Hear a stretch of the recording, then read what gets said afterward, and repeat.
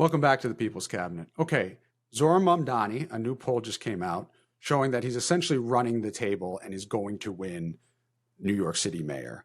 He has a 41.8% share. Next up is Andrew Cuomo.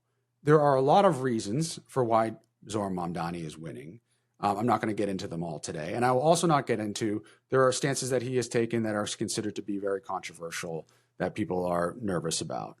What I will focus on, though, is his laser attention to affordability that I think is a model for all Democrats.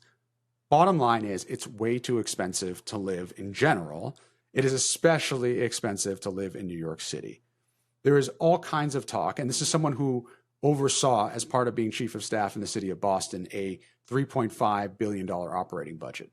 There's a lot of talk about not having people flee New York and other cities for other places because they pay taxes, and it's important that the tax base stay in a city because that revenue is used to then spend money on city services and things like transportation, et cetera, that Mamdani talks about. That is true. But very rarely in the same sentence do people talk about all of the people every day who can barely afford to live in places like New York, in major cities, and in all across the country in general, because prices are too high, right? And those are the people who are the lifeblood of these cities and towns. And Elizabeth Warren and others have been talking about this. But it's really an important point to make when you hear people say, oh, well, we can't support Mamdani because we could risk raising taxes on people who are wealthy, and they're by default going to move out. I've already covered in previous episodes that the research shows that that's actually not the case. I actually do believe there needs to be some kind of healthy balance there, but their language and rhetoric is so over-twerked on that population when the vast majority of people who don't have those means are being pressured every single day and can barely afford to live. Mamdani has been very adept at talking about affordability in very tangible ways. He's had proposals that are controversial, obviously the free transportation, in the sense of where you're going to pay for it, the city-owned grocery stores. I'm not sure how that exactly will work, but he is alluding to the fact that groceries are a huge part of people's budget and we need to make them cheaper, which I think everyone can get behind. And obviously the raising taxes on the wealthy is something that he has been pushing. But again, when you talk to people about these things in a macro sense, you say, okay, groceries are too expensive, housing is too expensive, it is a pain to get anywhere. It is very difficult to try to debate. Now, obviously, we can debate about the level of minimum wage. We can debate about the practicality of city-owned grocery stores, but the general message that he is sending is clear. There's another thing that's really interesting that I think is worth highlighting is that Mamdani is illustrating, not just in his words, but in his communication through social media, et cetera, how important working class people are to him, and in particular the unions, and the contrast that we're seeing with his next closest rival, Andrew Cuomo. There's a general environment here of Andrew Cuomo being part of the system, someone who had to resign in disgrace because of his 10 credible sexual harassment accusations, next up to a young guy who has presented himself as someone who cares about the people who are struggling to work every day. So if you look at this video from Zohran Mamdani, and I think I should play the whole thing because it really shows what he's focused on, his priorities. Good morning, housekeeping. My canvas. Let's hear it. This is how I do. I do this sometimes too. No way. And what has it meant for you to be in a union, to have a union job? Oh my God, having a union job is food on the table, a roof over your head. I used to live in New Jersey before, and I was in a domestic violence relationship, and then we ended up in a shelter. How many landlords did you go to that turned you down? Over 100. Over 100. Over 100. And from there, I just kept looking for jobs. And my first job I got was housekeeping. I'm going to show you my favorite thing to do. Please. Like when I do the sheet mix, I have to have it like flow. See what I'm saying? Look at that. Wow. Look at that. It gives me chills. You're an artist. I like to hear the sound. Yeah. That's why I love my job so much. What difference have you felt from when you did this work at a non-union hotel? I've done rooms in a non-union hotel where I didn't have a vacuum. I literally have to sweep the carpet. right? And it was like, especially like it was a Christmas time, and they had like all the glitter all over, and the manager, she gave me a broom. Just imagine sweeping up glitter off the carpet. I was doing lobby attendant, I was doing houseman. And you said when you started that job, you're making $8.25 an hour. Yeah, I never went up. That was it. So it was still $8.25 even when you were working in the lobby? It was still $8.25. Wow. Because it was non-union. Yeah. And that's why I keep these pictures here. This is when we was in the shelter together. So this is Joshua right here, and this is Jordan, and I'm so sorry. No, please. And you know, I had this here since 2016. When Rich Morocco gave me, I never removed it. It's Julia. Wow. Yeah, she's going to Albany University. That's amazing. You should be so proud. This is my little castle. Is this a rent-stabilized apartment? Yeah. And I'm paying $18 by myself. And I can't even afford groceries, and plus my monthly metronome ticket, you know. And then when that rent goes up every year, it makes it harder and harder. It went up again. Yeah?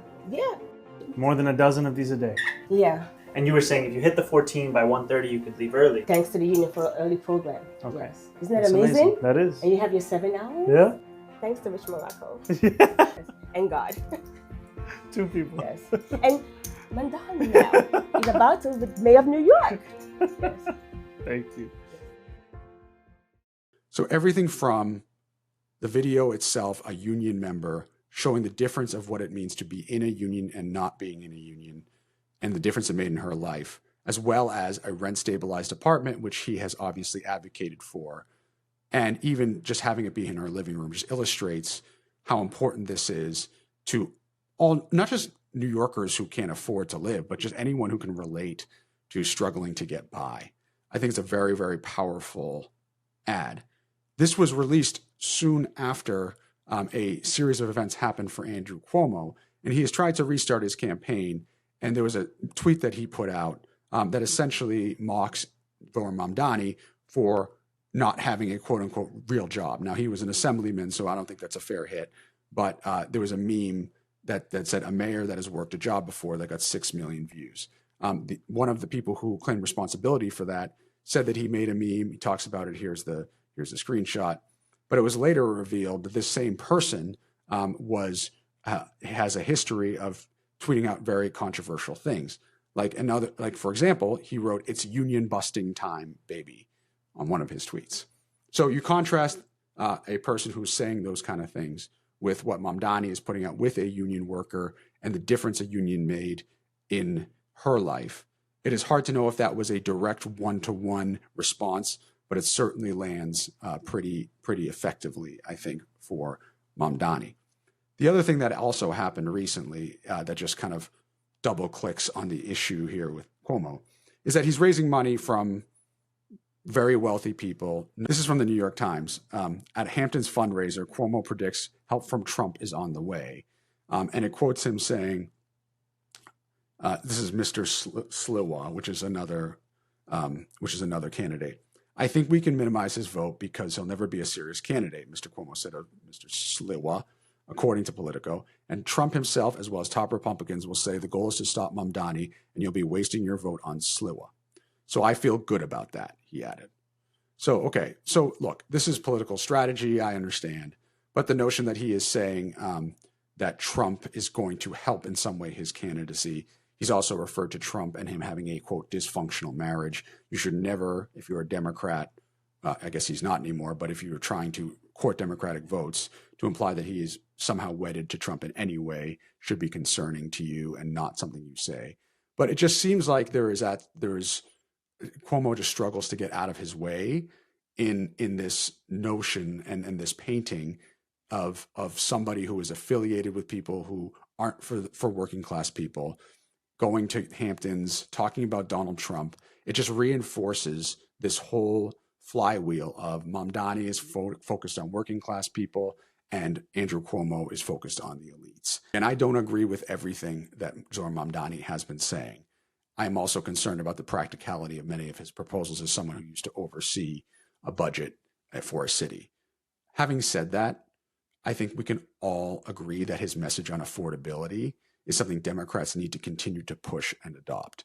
It does not appear that Cuomo is responding in kind. It actually appears that he is responding with negative attacks on Zohran Mamdani, which he should learn from the primary is just not the way to win. That is a little bit about the race. We will see what happens, but I think this contrast is pretty stark and worth noting. We hope you enjoyed this episode of the People's Cabinet. If you did, please like, subscribe, ring that bell, and tell us who else you would like to see sworn in.